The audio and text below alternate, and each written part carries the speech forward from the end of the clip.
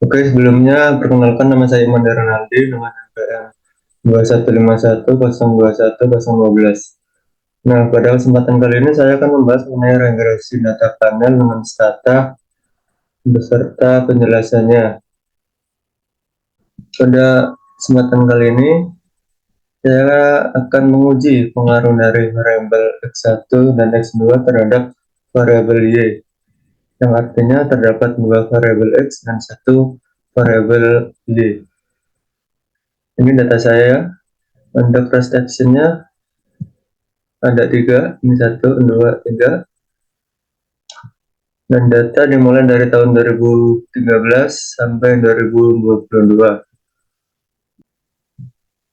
Nah, yang perlu diingat yaitu terdapat tiga hipotesis. Yang dua diantaranya adalah pengaruh secara parsial dan satu diantaranya adalah pengaruh secara simultan. Oke, langsung saja.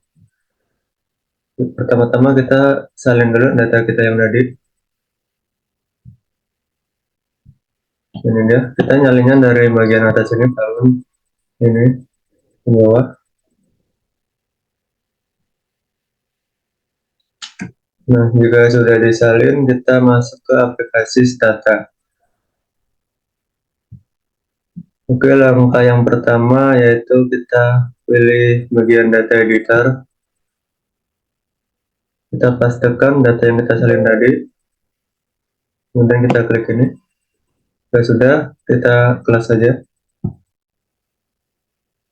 Nah, jika sudah seperti ini, langkah yang pertama yaitu kita pilih statistik. Kita pilih ini, panel data, terus kita pilih bagian atas, terus pilih ini. Untuk panel ID, karena tadi formatnya ID, jadi kita masukkan ID. Terus ini dicentang. Kemudian kita pilih tahun. Karena ini tahun, jadi kita pilih yang yearly. Kemudian klik OK.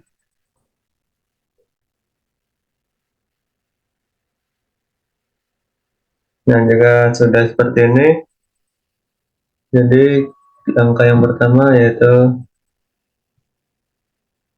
kita melakukan uji pemilihan model.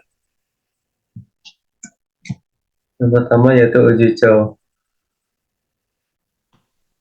Nah, pada kali ini saya akan menggunakan coding saja. Nanti codingnya seperti ini.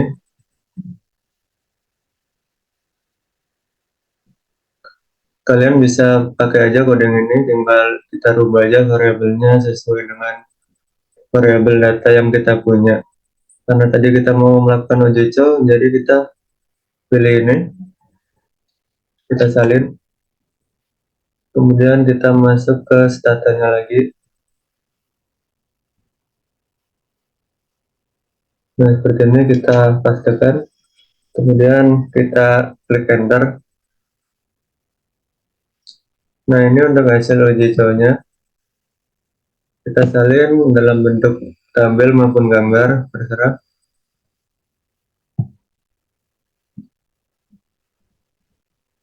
Untuk hasil dari pemilihan modelnya seperti ini ya. Dari hasil uji cow, nilai probabilitas sebesar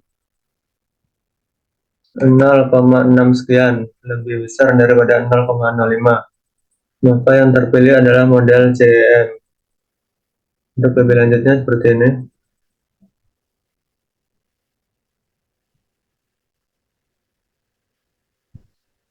Ini ya, tadi kan lebih besar daripada 0,5, berarti yang terpilih adalah CEM. Kita kasih warna merah.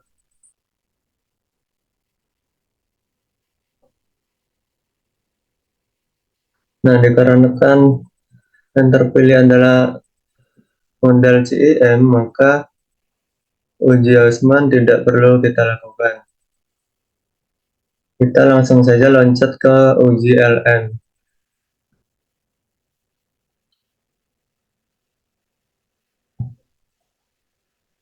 Untuk codingnya seperti ini ya. Ini kalau data kalian melakukan uji Hausman, maka kodenya seperti ini. Karena saya tidak melakukannya, Saya menggunakan ini, langsung lanjut ke uji LM. Kita salin saja ini codingnya, kemudian kita masuk lagi ke statanya. Kita pastekan di sini, kemudian kita enter. Nah, ini untuk hasilnya.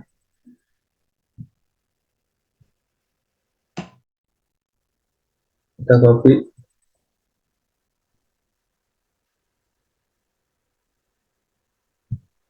Untuk penjelasannya seperti ini. Dari hasil uji LM, nilai probabilitas sebesar 1,0 sekian, lebih besar daripada 0,05. Maka yang terpilih adalah model CEM. Jadi yang terpilih model CEM ya, model CEM. Tadi uji Osman tidak dilakukan karena tidak memenuhi syarat. Oke, karena yang terpilih adalah model CEM, maka model yang terbaik dalam penelitian ini adalah model CEM. Karena berdasarkan hasil uji Chung dan uji LM, model yang terpilih adalah CEM. Selanjutnya kita akan melakukan uji asumsi klasik. Dalam asumsi klasik, regresi data panel, apabila model yang terpilih adalah model CM atau FEM, maka uji asumsi klasik perlu dilakukan dan harus dilakukan. Akan tetapi, tidak semua uji asumsi klasik akan digunakan, hanya multikolinaritas dan heteroskedastisitas saja yang akan digunakan dalam model CEM ataupun FEM. Sedangkan apabila model data yang terpilih adalah RIM, maka uji asumsi klasik tidak perlu dilakukan. Oke, yang pertama kita masuk ke codingnya. Ini untuk codingnya ya. Kita akan melakukan uji multikolinaritas. Kita salin. Kemudian kita masuk ke aplikasi Stata.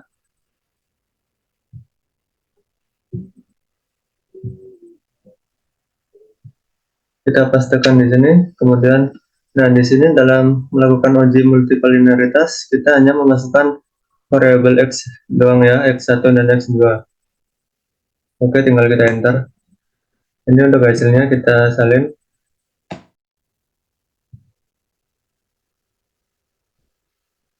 Untuk penjelasannya,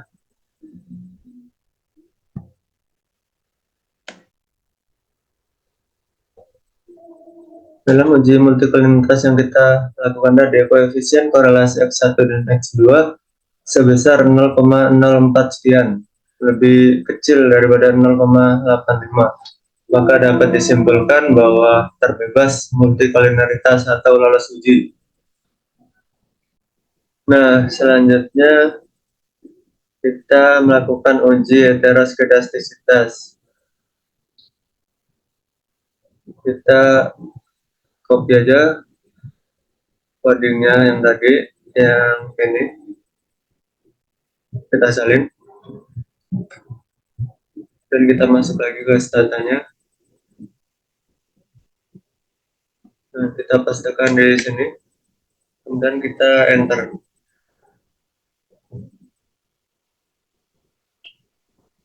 Nah, ini untuk hasilnya.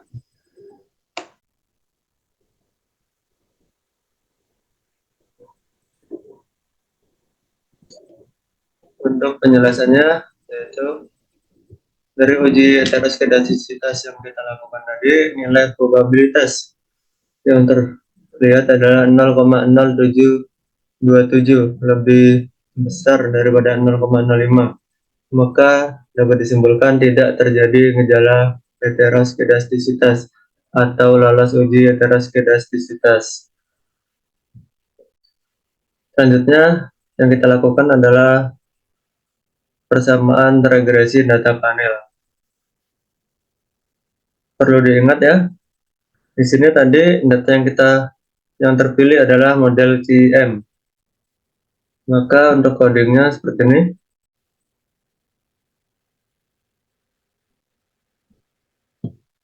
Ini ya. Namun jika data kalian adalah FEM, maka seperti ini.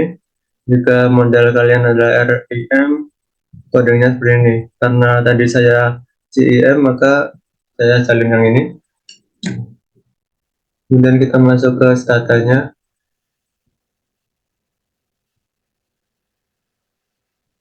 Kita salinkan di sini. Kita enter.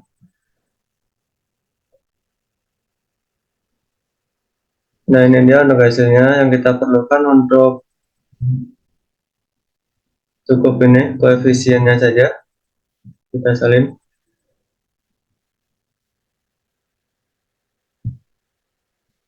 Karena hanya koefisiennya saja yang kita perlukan untuk membuat kesamaan regresi data panel. Kita salin di sini. Ini ya. Bentar.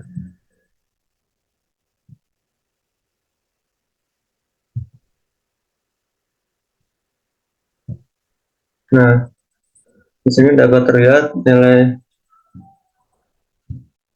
yaitu Y sama dengan 2,1 sekian dikurang ini 0,01 sekian X1 dan dikurang 0,35 sekian X2. Adapun penjelasannya seperti berikut. Sudah saya tulis. Yang pertama yaitu nilai konstanta sebesar 2,16 sekian, artinya tanpa adanya variabel X1 dan X2, maka variabel Y akan mengalami peningkatan sebesar 216,25 sekian persen. Untuk menemukan ini kita tinggal kalikan saja dengan angka real tadi ke 100%. Ke yang kedua yaitu nilai koefisien beta variabel X1, yaitu sebesar 0,01 sekian persen. Jika nilai variabel lain konstan dan variabel X1 mengalami peningkatan sebesar 1%, maka variabel Y akan mengalami penurunan sebesar 1,26 sekian persen. Begitu pula sebaliknya. Selanjutnya, yang ketiga penjelasannya yaitu nilai koefisien beta variabel X2 yang kita dapat yaitu sebesar 0,35 sekian. Dengan demikian, jika nilai variabel lain konstan dan variabel X2 mengalami peningkatan 1%, maka variabel Y akan mengalami penurunan sebesar 35,005 sekian persen. Begitu pula sebaliknya. Nah, seperti itu penjelasan dari saya. Selanjutnya adalah membahas mengenai uji T. Nah, untuk pembahasan tersebut akan disampaikan oleh anggota kelompok saya, yaitu Tanggung Purnama. Assalamualaikum warahmatullahi wabarakatuh. Saya akan melanjutkan materi dari teman saya, Imade Renaldi. Nama saya Agung Purnama, NPM 215102102, yang akan melanjutkan materi hasil uji hipotesis. Pada hasil uji T yang berpengaruh variabel independen terhadap variabel dependen secara parsial sebagai berikut. Hasil uji T pada variabel X1 diperoleh nilai T hitung sebesar 1,33, lebih kecil T, tabel 2,05 dan nilai sig 0,194 yang lebih besar dari 0,05. Maka HA ditolak dan H0 diterima, yang artinya variabel X1 tidak berpengaruh terhadap Y. Hasil uji T pada variabel X2 yang diperoleh T hitung sebesar 4,76 yang lebih besar T, tabel 2,05 dan nilai sig 0,000 lebih kecil 0,05, maka H0 ditolak dan HA diterima, artinya variabel X2 berpengaruh terhadap Y. Materi kedua, pada hasil uji F numbers of 30, F2,27, probabilitas F 0,001, R square 0,4806, H square 0,4421, dot MSE 713639, yang nilai F dihitung sebesar 12,49 lebih besar F tabel yaitu 3,35, dan nilai sig 0,001 lebih kecil dari 0,05, maka H0 ditolak dan HA diterima, yang artinya variabel X1 dan X2 berpengaruh terhadap Y. Selanjutnya, materi uji koefisien determinasi numbers of 30, F 2,27, probabilitas F 0,0001, R square 0,4806, H square 0,4421, dot MSE 713639, yang nilai adjust R square sebesar 0,4421 atau 44,21%. Yang nilai koefisien determinasi tersebut menunjukkan bahwa variabel di independen yang terdiri dari X1 dan X2 mampu menjelaskan variabel Y sebesar 44,21%, sedangkan sisanya yaitu 55,79% atau 100 nilai adjust square yang dijelaskan oleh variabel lain yang tidak dimasukkan dalam model penelitian ini.